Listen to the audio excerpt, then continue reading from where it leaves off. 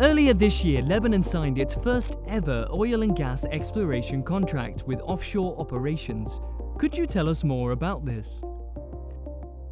Indeed, in 2017, we have launched our licensing round, the first one in Lebanon offshore, and we managed in 2018 in January to sign the first exploration and production agreements with a consortium in 2 blocks offshore Lebanon, Blocks 4 and Blocks 9.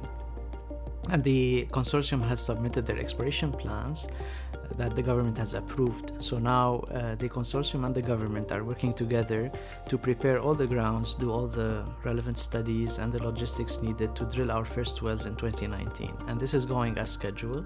And there are high hopes of this exploration campaign, and we hope it will get a fruitful result. With the rising demand for natural gas, what will the exploration and production activities in Lebanon mean for the global gas industry? Well, first, it is very important for Lebanon itself because we need a lot of economic development in the country, and the energy sector provides the backbone for any economic development for the productive sectors.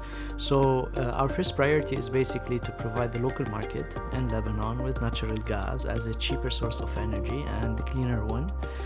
For the power sector specifically, the power sector today suffers from a lot of challenges. One of them is the cost of production and the pollution and the emissions.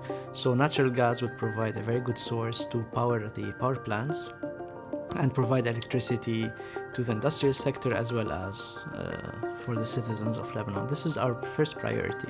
Second, of course, it depends on the volumes discovered. If we have ample volumes, then all of the export options are open for Lebanon. It is well connected onshore with pipelines to the region, and then any offshore project can be studied at the time. If the prices and the cost and the feasibility is doable, then we can discuss that and plan it with the partners in the oil and gas industry.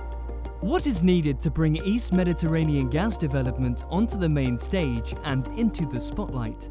I believe it is already in the spotlight. The East Med is attracting a lot of attention, especially with its location for the region itself. All the countries in the region, they need gas for themselves. They are growing in terms of population as well as in terms of consumption.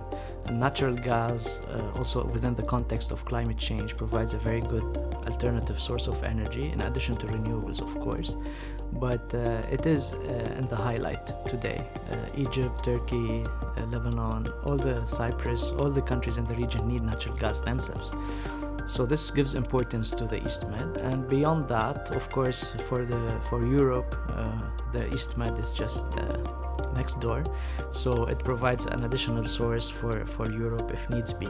At the global level, of course, the East Med is a small portion of the global energy or gas supply. So it is a new player. It will gain its place in the global market shortly, but it will take time to develop the resources, especially given the complicated geopolitical factors in the region. But there's a lot of hope that these resources would be developed and bring development to these countries, and the East Med would be a main player in the gas industry worldwide.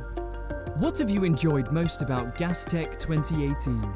Gastech actually it's a very nice platform where we had the opportunity to meet a lot of colleagues from other governments as well as with the industry to get updated with what's happening in the gas industry globally at the policy level, as well as the markets and of course the technologies. So it's a good platform to get to meet all the colleagues and people from the industry and get updated. At the same time, it gave us an opportunity to promote what Lebanon is doing in terms of LNG plans, as well as our second licensing round that will be launched in 2019. So it's a good platform to talk about all these things and present what the country has to offer.